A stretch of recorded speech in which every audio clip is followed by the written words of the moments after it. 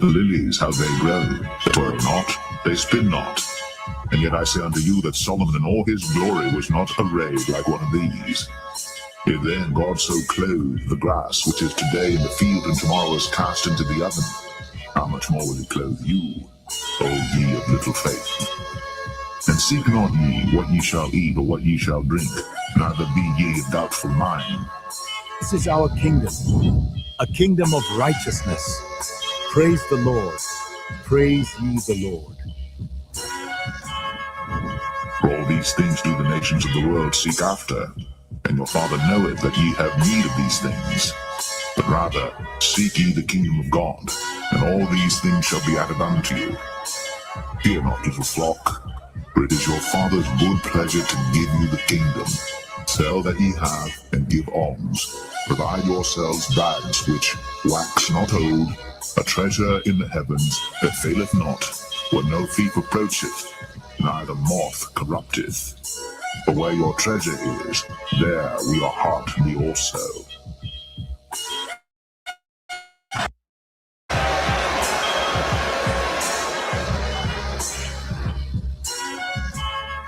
To the kingdom of Israel!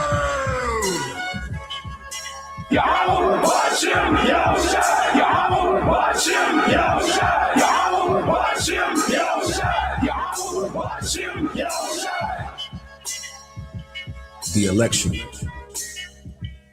an aristocracy, meaning rule of the best, a group or class considered superior to others, a government by the best men in the state, a governing body composed of the best men in the state, and that's the elect.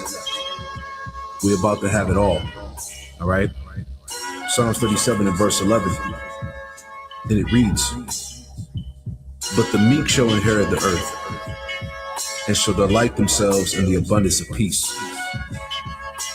That word for peace in the Hebrew is shalom, which goes into safety, soundness in body, meaning we're going to truly have rest, welfare, health, prosperity, peace, quiet, tranquility, contentment. So we're going to fully enjoy the planet Earth. We're going to rule and exist within the Lord's creation as we were created to do. I'm ready to rule the world, man. How about you? Let the golden light of this sunset guide our hearts in peace.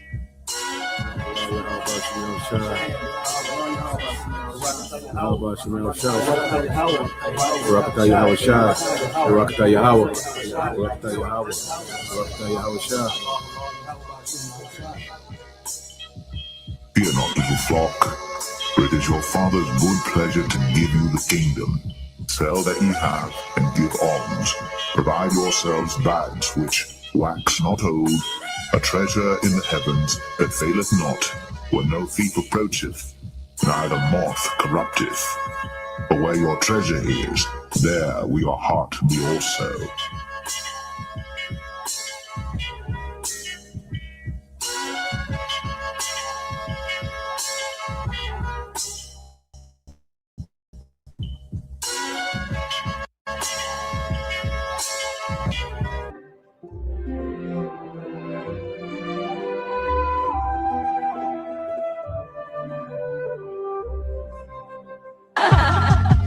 The ocean spirit dances today to abundance and joy and to eternal peace. See, this is what we're hoping for. This is part of our hope. Not only that the members of the elect with fruits meet for repentance, like John the Baptist said, but from our low estate, because we've been brought low, even though we have this knowledge, we have this truth. Remember what it said in Revelation. I know thy works in tribulation and poverty, but thou art rich. Why are we rich? Because we're rich in faith. We have this knowledge. So our hope is at our last end, we're going to be increased. Okay? And if you ask me, the greatest riches right now is to be delivered by Yahweh Shai, is to get that new body that the Apostle Paul spoke about in 1 Corinthians, the 15th chapter, to get that. Get that new body where we'll never be sick, we'll be immortals, like it said in 1 Corinthians 15. to be delivered from the coming destruction, and to be a part of Yahweh's cabinet in the next kingdom. Okay, those are the real riches right now. That's what we want to get. Because if you get that, you got everything. I mean, you got everything. Okay, so our sights are set a lot higher than this present world. All right, as it is written, the fashion of this world shall pass away. We are individuals of vision, and the scripture said, where an individual lacks vision, he perishes. Okay, so we can see the future. All right, and we hope that we're going to be part of it, beginning with the elect.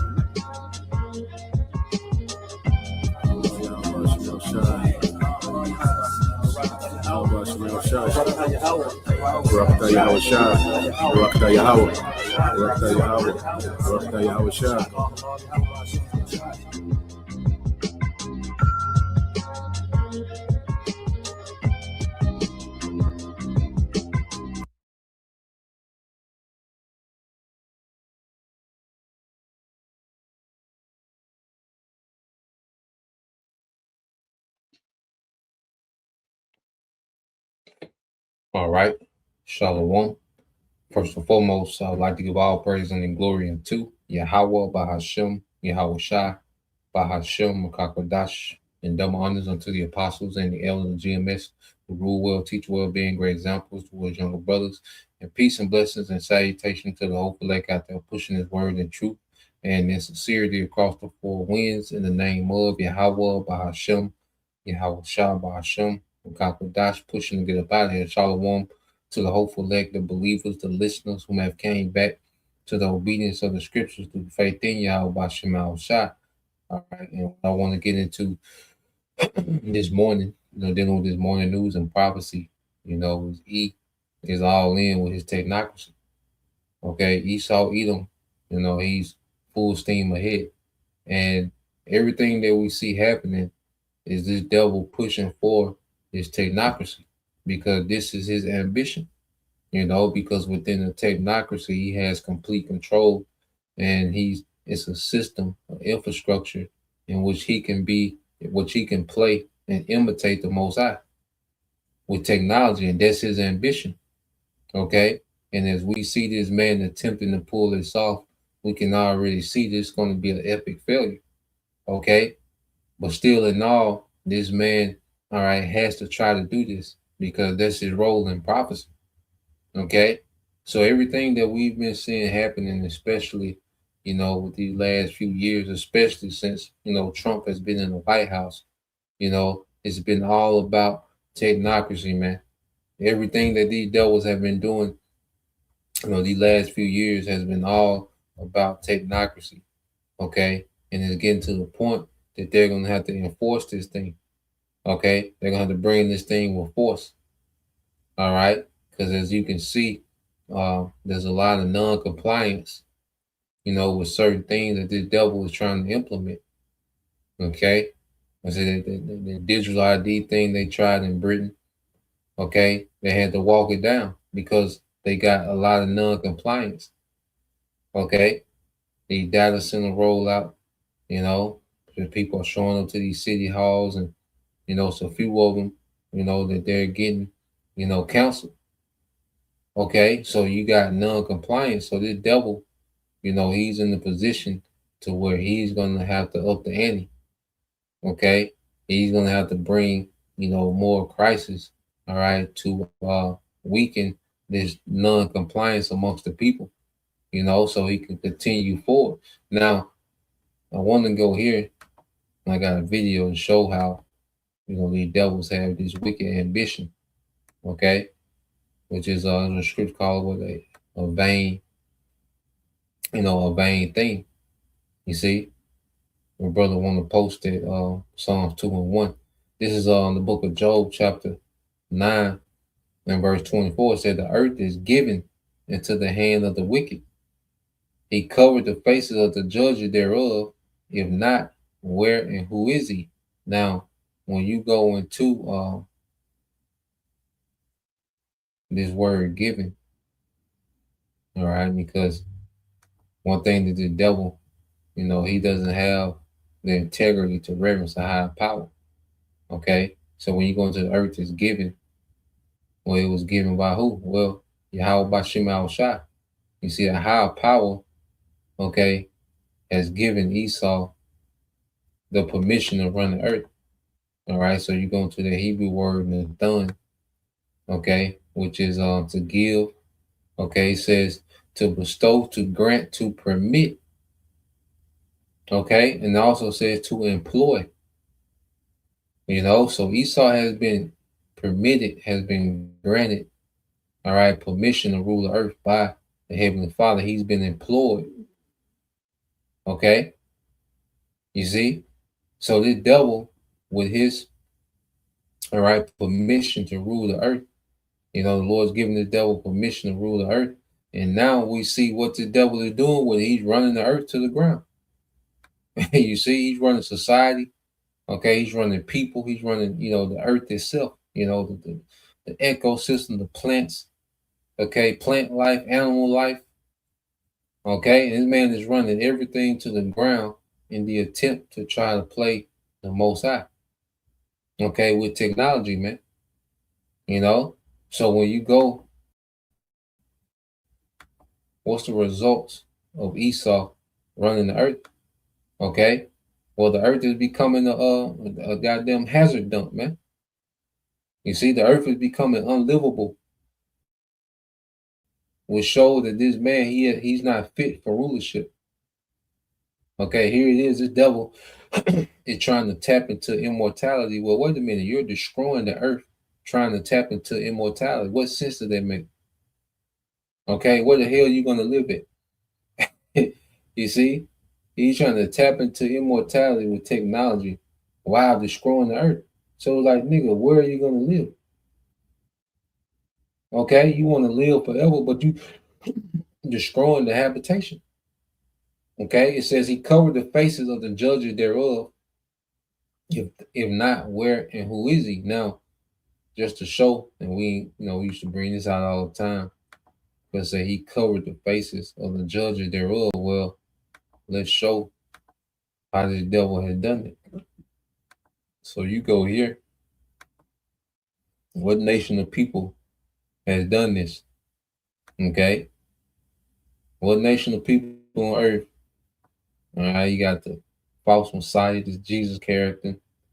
This is supposed to be the transfiguration. So you got Moses right here with the scrolls, okay, with the law, the tablets. And then you got Elijah, okay, with the scroll, the prophet, okay. Then you got the angels, with these are, Edomite women, okay. But who did this? And then you go down here, you got supposed to be Peter, James, and John, all Edomites, man. Okay, so he's the prophet, he's the Messiah, he's Moses, the angels, even the Most High. I think this picture here is supposed to be, you see that? So the Most High, Edomite, okay? This guy here, the Jesus character, supposed to be the Messiah. So who covered the faces of the judges thereof, man? Okay? It was Esau, Edom. So the earth is given into the hand of the wicked. Well, how can we identify the wicked? Well, who covered the face of the judges, man? It was Esau. Okay? So-called white people, the only nation. Let's go from there.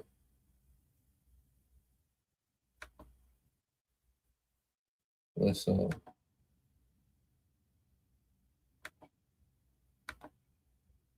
go back to some precepts. And then I got the video I want to go into. All right, so let's go to Isaiah 24, because what's the results of Esau being in power? What has been the outcome? All right, this is the book of Isaiah 24. All right, in verse 4 it said, the earth mourneth and fadeth away. The world languisheth and fadeth away. Well, who was given the world? Esau. So this condition of the earth fading away is under the rulership of Esau Edom. The haughty people of the earth do languish. You see? So it's Esau that's responsible for the condition of the earth. Okay, and what this devil does, he destroys the earth, you know. But all you see is the technology, the new iPhone, the self-driving car. But this man is destroying the earth. Okay? These things that he's presenting as if he's advancing society and enhancing humanity. No, man, this man, that'd be short-lived. If this man was to continue, no flesh should be saved. The earth will be uninhabitable, man. You know, it'd be constant earthquakes, storms. You know, the earth will be uninhabitable, man. You see, the food supply will be destroyed, the water, you know, these niggas destroying the water. You see? So this man wants to continue on, all right? This man will run the earth completely to the ground. Okay, but the Heavenly Father didn't make the earth, all right, to be a dump, you know, and for this nigga to have a few smart cities on the dump, you know, and control this small population of people and say, I'm God. No, man. Okay, that ain't the intent of the earth, and the Lord not gonna let that play out. That's why he's going to intervene in the midst of this devil, okay, trying to pull this off. You see, he said the earth also defiled under the inhabitants thereof, because they have transgressed the laws, changed the ordinance, broke the everlasting covenant. Okay, so this devil, because you go into you know, ruling the earth. Well, you're supposed to rule the earth according to the wisdom of Yahweh Bashim Shah. Okay, what's that in Wisdom of Solomon 6 verses 20, 21? And the brother can post it. Okay, there's a way to rule the earth. The laws, statutes, and commandments are not suggestions of the Most High. No, it's the manual of how to rule the earth. Okay, and anything outside of that, all right, well, it doesn't work. And see, there's one thing that we've learned in this captivity is that there's only one way to rule, and that's in the righteousness of Yahweh Bashim Shah. Even King Solomon, you know, when you get to the end of the book of Ecclesiastes, he came to this conclusion. Okay, all, you know, he tapped into, you know, all wisdom, and, you know, he tapped into folly, and, you know, mirth, and whatever you can tap into. All right, and he came to this conclusion. Ecclesiastes 12 and 14 said, "For the Most High shall bring every work to judgment." Of like 13. Here you go. Ecclesiastes 12 and 13 said, "Let us hear the conclusion of the matter. Fear the Most High and keep His commandment, for this is the whole duty of man." Okay, the richest and the wisest man that ever lived. That's the conclusion that he came up with, which we know this is who? Yahweh Shai. Okay, that's why when he came back as Yahweh Shai, he understood the play, the assignment.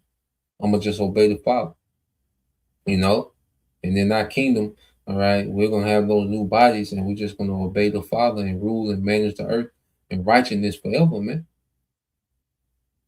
Okay, and we in the time now, all right, where the Lord's finna bring that hammer.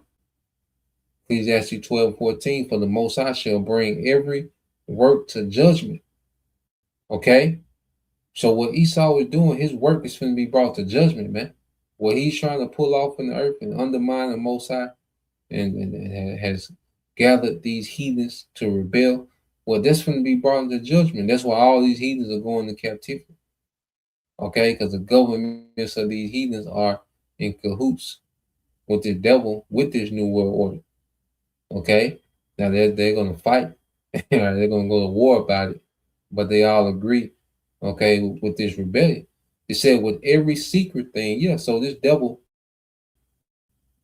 you know, for the longest, this new world order agenda has been in the background. Okay, and still, you know, only a few really know what the devil is trying to do, man. And that's the hopeful elect. They really understand what the devil is trying to take it to, because the elect know the secrets. Okay, it said whether it be good or whether it be evil. Okay, so the elect, all right, they're going to be rewarded for good. And Esau, he's going to be judged for evil, man. Okay, so one thing this captivity has taught us, man, that there's only one way to rule the planet Earth, man, and it's through the wisdom of Yahweh Bashem Shah. Ain't no other way outside of that, man. Every other way has been tried. All the heathens have had their turn and their rulership. Now it's time for a righteous rulership under Yahweh Shah, man. Okay, the first fruits. Okay, the rest of the 1/3 is going to be delivered. Okay, now it's time to establish righteousness in the earth. Okay, so let's cue up this video here. And then we'll get some of this precepts. So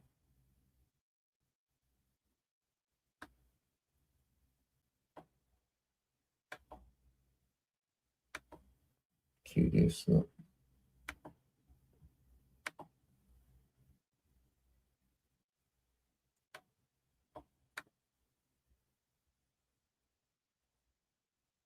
This is let's see, we got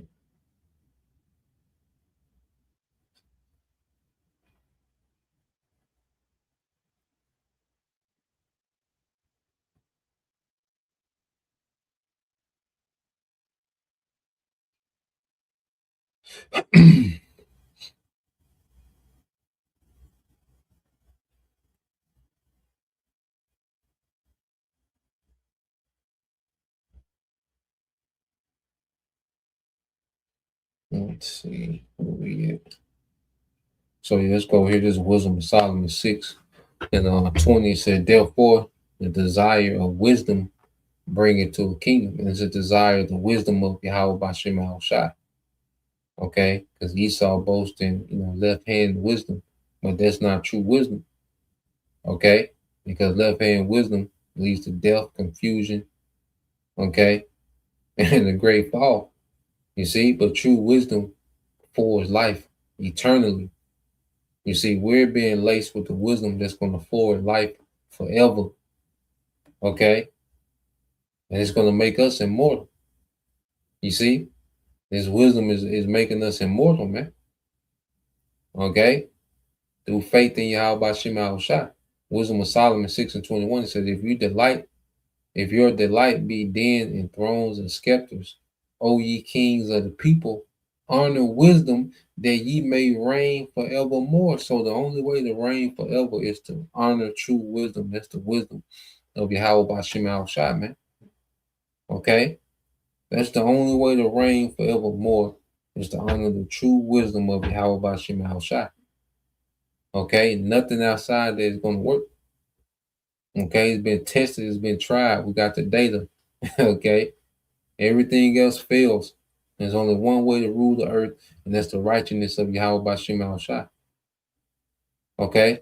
So I want to play this to show you that these devils, they've been rolling this thing out for a while. All right. And now they're fully engaged with technocracy, man. We're in the transition from this so-called democracy to technocracy, man. All right. And this place is already beginning to function like a technocracy.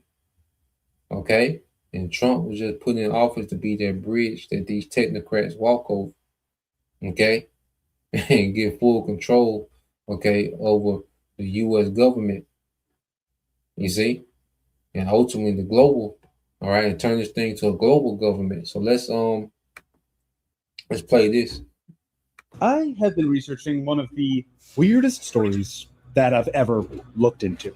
It's about a once fringe movement among the tech elite that aims to replace governments entirely with corporations. Privatized societies run by CEOs built for profit, not for people, built just for them based on their desires. I eventually pulled from this because it seemed a little more silly than anything he consumed. They might already getting their way. Just look at Doge and Palantir replacing or breaking the basics of the government. The plans for a futuristic, privatized new Gaza. AI infrastructure growth that seems immune to public opinion, and invasions of countries seemingly at random. New power structure in society that will overcome the existing democratic power structures. When billionaires suddenly have a tremendous amount of power and democracy has been proven to be really vulnerable. So I decided to dig back in. What is this movement? Where did it come from? How did the people involved get so powerful? Where is it going? And importantly, what can we do to stop it?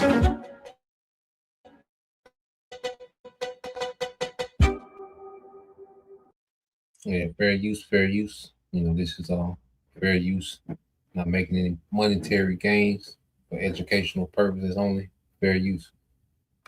Let's go back to the weird origins of all this. In 2008, Peter Thiel first got involved in philanthropy, if you can call it that. He opened the Thiel Foundation, a nonprofit that invested in building the world Peter Thiel believed in. And one big investment sticks out: the Seasteading Institute. The Seasteading Institute was started by Patry Friedman, the grandson of Milton Friedman, the famous economist who gave politicians the academic backing to rip off the global working class.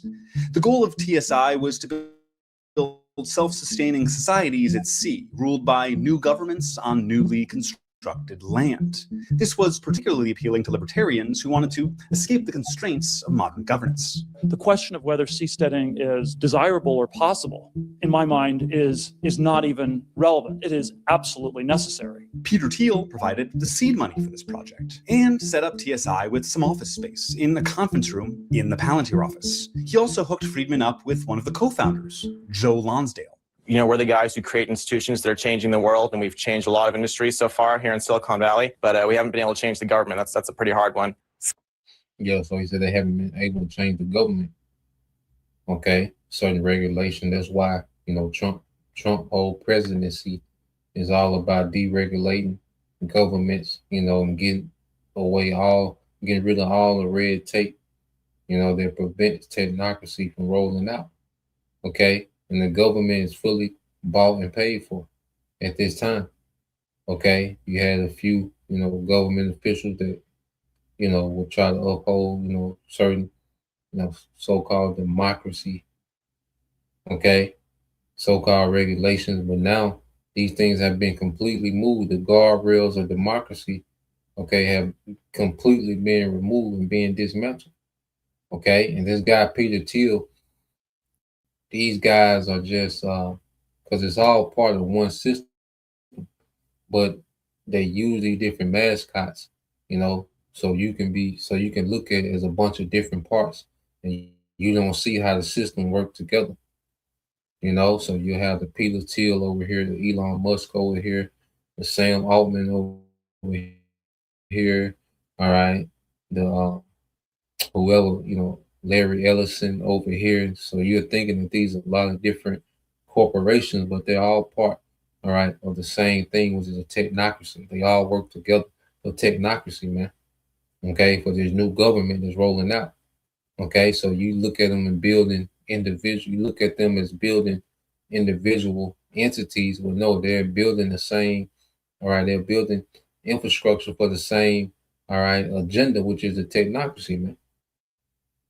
Silicon Valley changing the government is exactly what Thiel wanted. I spoke with one of the people who's been following the rise of this movement better than anyone else, Gil Duran, journalist and author of The Nerd Reich, to get a better understanding of the philosophy behind all of this. There's a long history of people seeking to escape democratic societies or else to bring back monarchy or authoritarianism. In 1997, there was a book that came out called The Sovereign Individual. It argued that in the 21st century, two technologies would result basically in the overthrow of democracy and the demise of nations like the United States. Cyber currency, which we would call crypto today, and the other one was advanced automation that would create a world without jobs, and that wealthy individuals who are savvy investors could profit from this coming doom and prepare for it by making the right investments. This book had a major impact on Peter Thiel. And of course, it influenced influenced the people Teal was paying. Joe Lonsdale got to work. Difference if they found things they were unhappy with. On the surface, that sounds great, but two founders of that nonprofit started a for-profit, OpenGov. But while the idea of using technology to make a decentralized country had some illustrious backers in the mid-2010s, I'm going to leverage technology to create a new country. And yes, I did say country, not company. Yeah, so you got this Maxwell, all right, which was this was the little chick, the little sidekick with Epstein. Okay, and she said she's gonna use technology to make. All right, they're gonna use Ghislaine Maxwell. Okay, which straight pedo. All right, well she's saying, look, we're gonna use technology to make a new country, not a new company, a new country. Okay, and this is the ambition of these devils. You know, so everything that we've been seeing, you know, the Epstein, you know, he was big into the transhumanism. Okay, and getting the dirt, you know, he was a Mossad agent. Okay, small head spy, you know, getting a lot of dirt on these politicians. Okay, so they can have leverage, okay, within the government to forward their agenda. Okay, but these, you know, all this connected, man. You look at all these people, you know, you go into the history of these families, is all connected, man. It's a small circle of Edomites, okay, that's pushing for complete control of the planet Earth with technology, man. I'm going to leverage technology to create a new country. And yes, I did say country, not company. it never really materialized on a serious level. But the think tanks would herald a few successful versions of their privatization plan. Like Sandy Springs, Georgia, famously the first city in America to privatize nearly all government services. It was the darling of the libertarian press. Everything for profit, nothing public, and a consulting firm making a little cash off the taxpayers at every juncture. Those extra taxes for corporate profit started adding up, though. Eventually, Sandy Springs unprivatized, saving taxpayers millions of dollars a year. There are also nascent communities focused on Christian values that the network state media heralds. Battleground Washington, where a data center billionaire is buying up all the property to own the town, the mayor is on his payroll, and Highland Rim, a series of developments in Appalachia run by the investment firm New Founding. And that's not even including the California Forever Project, a proposed tech city in Solano County funded by Mark Andreessen, Reid Hoffman, Sam Altman, and other billionaires. But what if this was never really about these little mini governments? Here's Peter Thiel saying the quiet part out loud in 2010. Technology is this incredible alternative to politics. And the task in this world where politics has become so broken and so dysfunctional is to find a way to escape from it. Tech instead of politics. We already had Doge and Palantir becoming the operating system of the United States, with a stated goal of being more powerful than the governments using it. How can we help the government stop the bad guys while also putting systems in place to make sure nobody within the government was doing anything inappropriate? So you have to have systems that watch the watchers. After leaving Palantir, Lonsdale, through his firm 8VC, continued investments in what's called GovTech, tech for government clients. That's surveillance tech, AI drones, AI weapons, even tech to replace 911 with AI. It's all technocracy, it's all the controls, it's all surveillance. It's a surveillance control state. Okay, all this gov tech. You see? Gov tech, man, they tell you technocracy, man, a government of technology. Okay, so all this merging, you know, all these major companies merging with government, no, they're taking over the government, okay, and pushing their old style of government out. And it's happening now. They're doing it now. All aim to replace privatize, and profit from tasks normally attributed to democratically accountable officials. What's happening now, though, is that the companies are becoming more powerful than the governments they serve. We suddenly have all these billionaire oligarchs spending so much money, they were able to actually capture the federal government with Trump. So it's this interesting moment now where we're getting a glimpse of what government by technology company would look like. And Lonsdale is working to convince you that we need this by making you scared. Lonsdale founded the Cicero Institute, a think tank that pushes anti-homeless messaging. Not anti-homelessness messaging, but messaging attacking the homeless themselves. And even legislation creating concentration camps where unhoused people would do forced labor. You actually can go into states, you can partner with governors, you can pass laws. Cicero's in 15 states, we're getting dozens of laws passed, and then we're going to teach people that and go to the national level. Riling people up is definitely part of their game plan.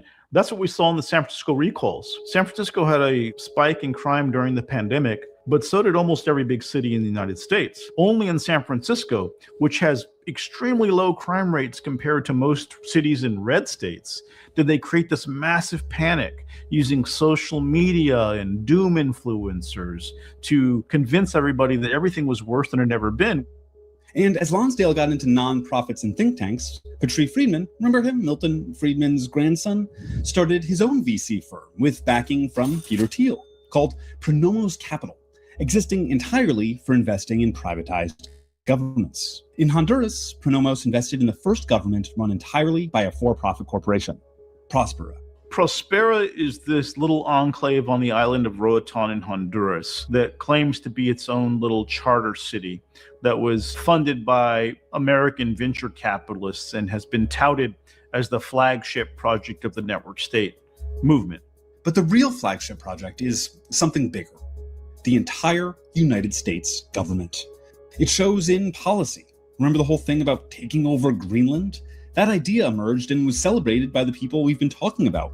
I think having a frontier is very healthy. I think part of America being great is that it's growing and creating more wealth for everyone. If the people in Greenland want to be part of us, we can use those resources better and make sure Russia and China don't get advantages in the Arctic.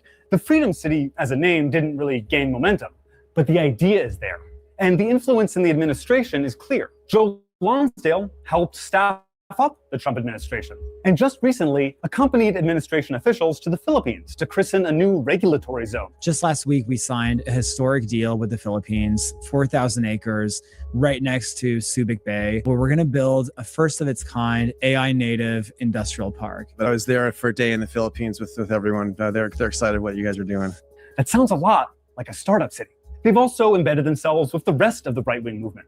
I could not have envisioned that J.D. Vance, a Peter Thiel protege, would be the vice president of the United States. And so when Vance got onto the ticket, then it became real that this stuff could travel to the White House. In September 2024, there was a conference at Fort Mason in San Francisco called Reboot 2024. And its website announced that we were now in a new reality and that Silicon Valley was waking up and about to become this powerful force in politics. And the guest speaker was Kevin Roberts of the Heritage Foundation, who is the guy who had shepherded Project 2025. So here you had tech VCs in San Francisco and Kevin Roberts in the same venue proclaiming the new reality. And the new reality is where we are today. And that's showing in actual new reality. All right. And there was Trump, who was assigned by the elites to introduce you to this new reality under the banner, okay, under the mantra of making America great again, okay, completely took you people left, all right, hyped you up, with this American first, okay, mantra, the MAGA, okay, and gave you right into the hands of the elites, man. All right, gave you right into the hands of technocracy. You see, so you Americans, you have to understand you're transitioning. Okay, you're talking about the birthday. You get ready to celebrate the birthday of America, 250 years. Well, you should have on all black because it's a funeral of their old system. Okay, in the beginning, all right, of a digital control grid. All right, so let's play a little more. policy, like the administration's quietly announced plans for maritime prosperity zones, districts on American soil with fewer regulations for corporations to build ships and reinvent industrial base. Then there's the New American Industrial Alliance, a tech industry interest group pushing for unrestricted data center growth. They were listed as co-sponsors of the Blueprint for America, lobbying for prosperity zones on American soil, a plan to sell federal and public land to private companies to build low-regulation, low-tax havens for progress. Their co-sponsor on the blueprint was the company behind Prospera in Honduras, whose lobbying disclosures show they spent hundreds of thousands of dollars pushing for prosperity zones. But they also spent big on begging the American government for handouts of your money. They've lobbied on refunding the U.S. International Development Financial Corporation, a government organization run by Epstein associate Ben Black that uses tax dollars to invest in American companies abroad. That's privatized foreign aid. And they might finally get their way. Black went to Honduras and promised investment in real estate and technology there, including an investment in La Ceiba, which is slated to be absorbed by Prospera. But it's more than just government handouts. It's war crimes. So we did a master plan, and we've developed ways to redevelop Gaza. Gaza, as President Trump's been saying, has amazing potential, and this is for the people of Gaza. We've developed it into zones. It was sort of insane to see it all come together in this way. But again, wherever you look these days with Trump or with these tech guys, there's always the idea of a new city that they're proposing. And it's not clear why we need these new cities. You know, Gaza should be rebuilt for the Palestinians, but these guys see it as an opportunity to take the land. And so that shows you the degree to which this thinking is starting to imbue everything that they do. Look at how the people in this fringe movement reacted to other invasions. In 2019, Mark Lutter, leader of a Peter Thiel-funded New City think tank, said that overthrowing the Venezuelan government would be an opportunity for these projects. And when the invasion did happen, Lutter suggested America establish a Florida or Texas-style government there. He said, So what did you have in Venezuela? All right, to overthrow the government. Okay, and 6 months later, all right, these twin earthquakes hit the capital cities. Okay, the capital city and surrounding cities. You see? Everything that these devils are doing is a part of this New World Order agenda. You know, they got these smart cities that they plan on building and, you know, these high-tech cities. Okay, these havens, you know, because Esau, he wants to build, you know, these new, all right, capitals of the world. So he wants to build new capitals of the world. Okay, certain locations, you know, South America, all right, you know, when they in Gaza. Okay, he wants that to be the ultimate capital of the world. But these small hats, you know, they plan on the Greater Israel project, so they're going to rule out of Israel in these new high-tech cities. Okay, the small hats. You see, so everything that we see happening, you know, and they spend it, you know, for this reason and that reason, which is multiple, you know, reasons why they do things. Okay, but one thing that's not talked about is these devils, you know, are, you know, taking down certain governments and destroying through war, all right, or through, you know, manipulating natural disasters. Okay, because they want to build, you know, these certain world, what you call world capitals. Okay, these super cities, you know, that they can use as world capitals, man. Okay, so let's go from there, because I want to get this, because while he's doing that, you know, while he's doing all this wickedness all over the world, well, this is what's happening to the world itself. Okay, let's go here. And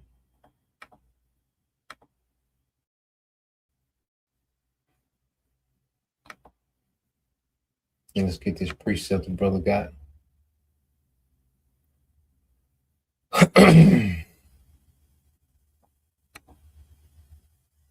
Is the book of Sirach, chapter 19, verse 22. It said, the knowledge of wickedness is not wisdom, neither at any time the counsel of sinners prudence. Okay, so the knowledge of wickedness It's not wisdom. It's the brother GMS, Great Faith Ba. Okay? So with this devil, because knowledge even goes to science. You go into what science means, it just means knowledge. The knowledge is something. The devil, one of his main, slogans is what? Trust the science, trust the science. Well, his science, his pseudoscience is false. Okay, it's not rooted in truth. And it's not rooted in righteousness, man. So everything that this devil is trying to do, he has, a gift to make it look, glamorous and, appealing and alluring. Okay, but it's pure wickedness, man. And it's doing a lot of damage. Okay? Like I say, he gets you caught up on, the glittering, technology, but he doesn't go into the destruction, how destructive this technology is, man. So let's play this. Guess what tomorrow is? Everybody knows it. My favorite holiday.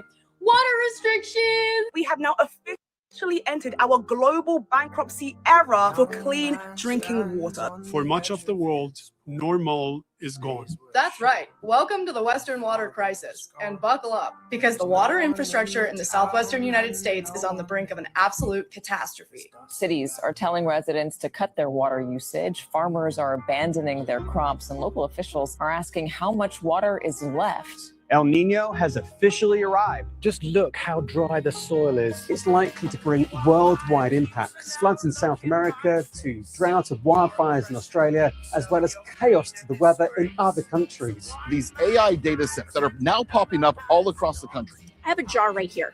This is the current drinking water. I can't live in my home with no water. I don't cry anymore. Sure. I'm just exhausted from it. We have to fight the data center. This is not beneficial to anybody. We have passed a tipping point. We cannot go back. Science ends at end of times. Well, it is. The reality is the science says we've come to that point. So running out of fresh water wasn't exactly on my 2026 bingo card, but it's increasingly becoming a reality. For decades, scientists, policymakers, and the media have warned about a looming global water crisis. However, those warnings usually referred to a temporary water shock followed up by recovery. What's different now is that all across the world, we're seeing a slow draining of water systems that have historically sustained us.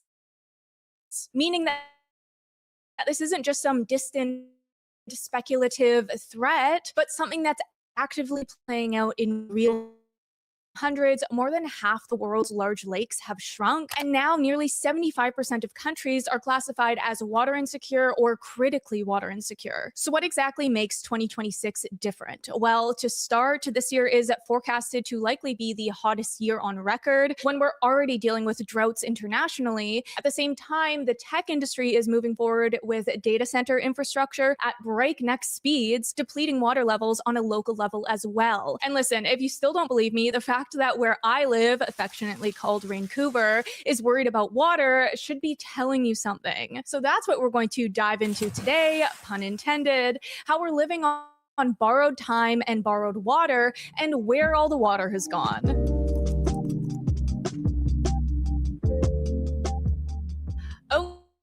Okay, water crisis. Let's get into it. First things first, we need to quickly go through how the water system actually works, because I've been hearing a lot of misinformation going around about where our water even comes from, believe it or not. So to take it back to sophomore year and dust off the old water cycle diagram, I am pulling up the first Google image that came up. The perfect introduction to our investigation of water. Okay, so seeing here we have evaporation from the ocean, which condensates into clouds above my head. Over here, condensates to clouds, moves over to precipitation onto the mountaintops before flowing back through rivers into the ocean. Got it? Good, because there will be a quiz at the end. I can do this. I can do this. Now, this is obviously the simplest Microsoft Paint-esque version of the water cycle, but the point being that water on Earth is a closed system. It neither leaves nor magically appears. Are you suggesting that water never, ever stops moving? Ever? Making it seem like water supply should be a non-issue, except again, As you remember from school, we only get 1% of the total water on Earth as fresh water. Okay, easy part over. Here's the thing. While every drop of water will continue to circulate around the Earth until the end of time, its presence in the waterways and reservoirs we need to survive isn't as guaranteed, which is why I'm here talking to you today, because our fresh water is actually a finite resource that is actively being depleted. And that's how we got to the point of no longer being in a global water crisis, rather a water bankruptcy. Today, the United Nations University Institute for Water, Environment, and Health is releasing our flagship report, Global Water Bankruptcy: Living Beyond Our Hydrological Means in the Post-Crisis Era. In many places, what we see is a persistent failure state where water systems can no longer realistically return to their historical baselines. As said earlier, close to 75% of the world's population lives in countries classified as water insecure or critically water insecure. And overall water demand is projected to increase by some 55% by 2050. So how are we able to... And it said due to growing demand. Well, what is this growing demand coming from? These data centers, man. Okay? Now, I put the link up so you can watch the rest of it. You know, she goes in on a little more information. All right? But the main thing is you can see here it is, you know, he's pushing this technological utopia. Okay? But it's destroying the earth. Okay? This man, these data centers are sucking up water. Okay? and depleting, okay, the earth of water. Okay, and his solution is, well, we're just going to depopulate, get rid of some of these people. See, depopulation, all right, this BS, you know, it's too many people on the earth for the resources. No, there's plenty of resources for, all right, the people on the earth, man. Okay, there's plenty of resources for the people on the earth, man. Why would the Lord say, be fruitful and multiply? Okay, the earth was created. Matter of fact, let's go here. All right, let's get some precepts, man. Okay.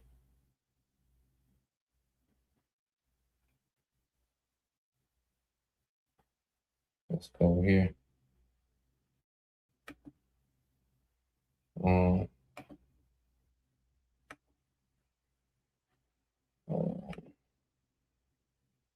Let's go to Isaiah, you know, because the devil, you know, you go with that Malthusian theory about the earth being overpopulated, but ultimately, this nigga destroying the resources and running through the resources to try to attempt this new world order, man. Okay? And his theory is, okay, let's get rid of some of the people to free up the resources. Okay? This nigga's a terrible leader, man. Terrible ruler.